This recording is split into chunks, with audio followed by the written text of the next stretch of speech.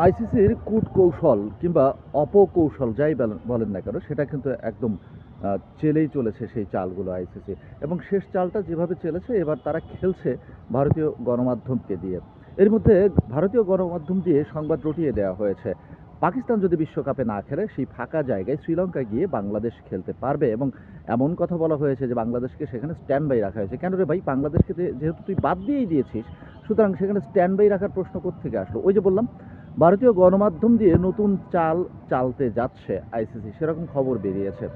একই সঙ্গে আরও একটি ব্যাপার যেটা দেখা গেছে যে ভারতীয় ভারতের মাটিতে বাংলাদেশ দল সেফ না, এই কারণ দেখিয়ে বাংলাদেশের সাংবাদিকরা যারা আইসিসি বিশ্বকাপ কাভার করার জন্য আবেদন করেছিলেন তাদের সেই আবেদনগুলো রিজেক্ট করা হয়েছে। কেন রে ভাই, শুধু ভারতেই তো বিশ্বকাপ হচ্ছে না, শ্রীলঙ্কাতেও তো হচ্ছে, শ্রীলঙ্কাতেও হোস্ট।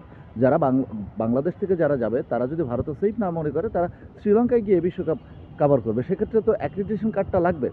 সুতরাং তুমি কেন দিবা না, এই প্রশ্নটা তো রাখাই যায়। এবং তারপরেও কিন্তু ওই ব্যাপারটা আসলে ভারতীয় গণমাধ্যম দিয়ে তারা আসলে সামনে নিয়ে এসেছে।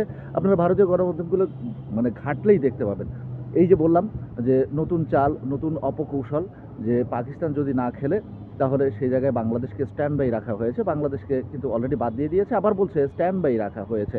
অর্থাৎ এর দ্বারা পাকিস্তানকে একটা বার্তা দেওয়ার চেষ্টা করেছে যে তোমরা না খেললে বাংলাদেশ কিন্তু খেলবে, ব্যাপারটা এইরকম। আর ওই যে বললাম যে বিশ্বকাপ তো শুধু মানে ভারতে হচ্ছে না, শ্রীলঙ্কাতেও হচ্ছে। দুইজন ও দুইটা হোস্ট কান্ট্রি। সুতরাং ভারতে যারা কাভার করবে না কিংবা ভারতে যারা যাবে না তারা তো শ্রীলঙ্কায় গিয়ে বিশ্বকাপ কাভার করতে পারবে। সুতরাং এই ধুয়া তুলে তো লাভ নাই। এটাও তো আসলে অযৌক্তিক, মানে হাস্যকর ব্যাপার স্যাপারগুলো মানে ঘটিয়েই চলেছে আইসিসি। এবং সাথে ভারতীয় গণমাধ্যম এবং ভারতও এর সাথে কতটা জড়িত সেটা সহজেই অনুমান করা যায়।